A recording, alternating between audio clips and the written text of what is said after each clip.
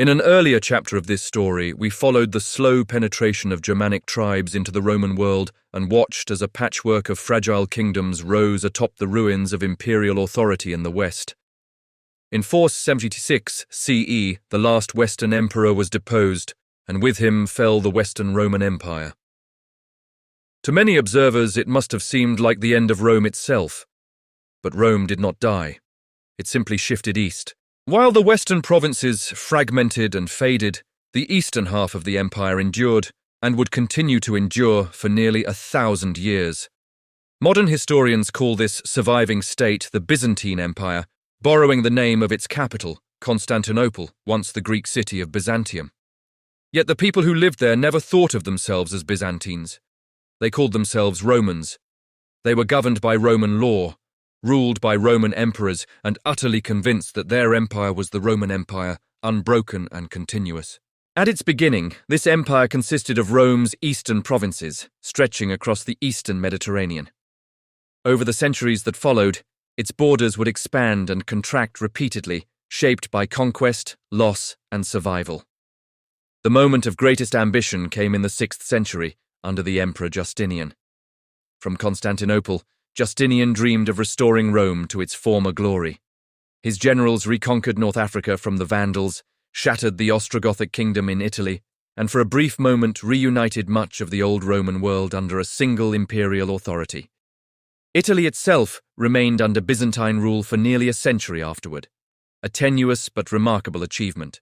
Yet Justinian's reconquests were the exception, not the rule. For most of the Middle Ages, Byzantine emperors focused less on reclaiming lost territory and more on holding fast to what mattered most, their core lands around the eastern Mediterranean.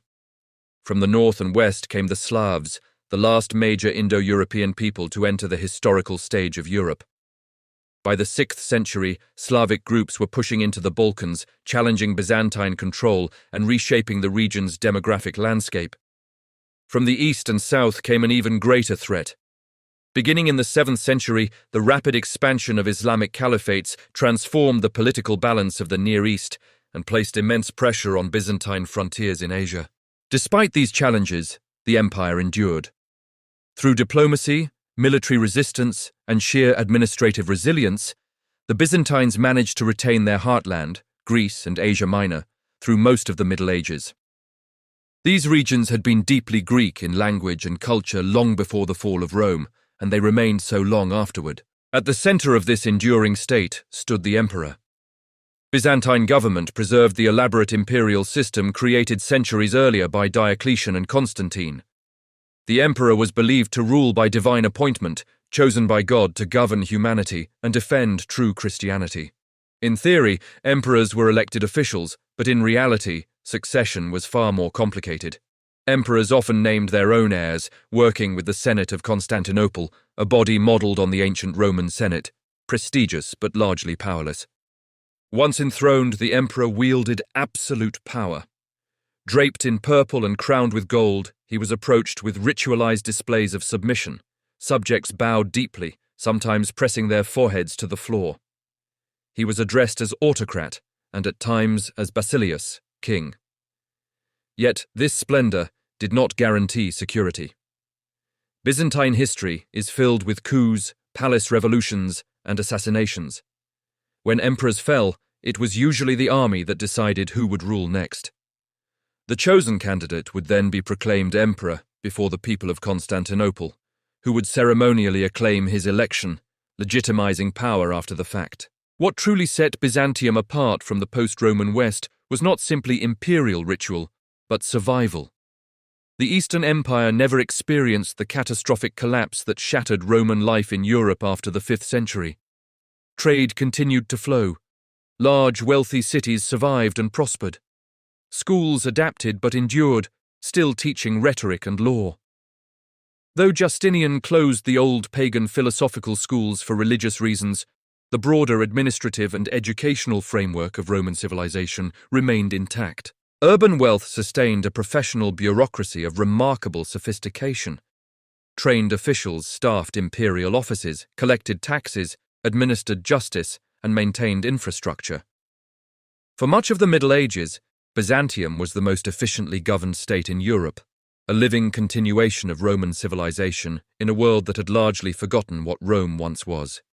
Yet this strength had its limits, especially in military affairs. Byzantine emperors, enriched by a prosperous economy, often relied on foreign mercenaries rather than mass levies of citizen soldiers. These troops were skilled and effective, but loyalty was never guaranteed. The Byzantine army, though formidable, was often too small to meet the rising scale of its enemies, a vulnerability that would haunt the empire throughout its history. Among all of Byzantium's contributions, none would prove more influential than a legal project begun under Justinian. Early in his reign, Justinian ordered a team of jurists to collect, organize, and revise the vast and tangled body of Roman law. The result was the Corpus Juris Civilis, the Code of Justinian.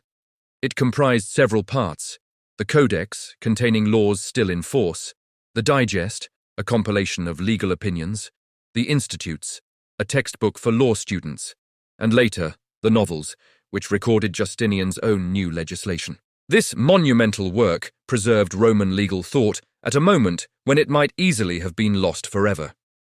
Centuries later, when Western Europe rediscovered Justinian's code, it would shape medieval jurisprudence and lay foundations for modern legal systems.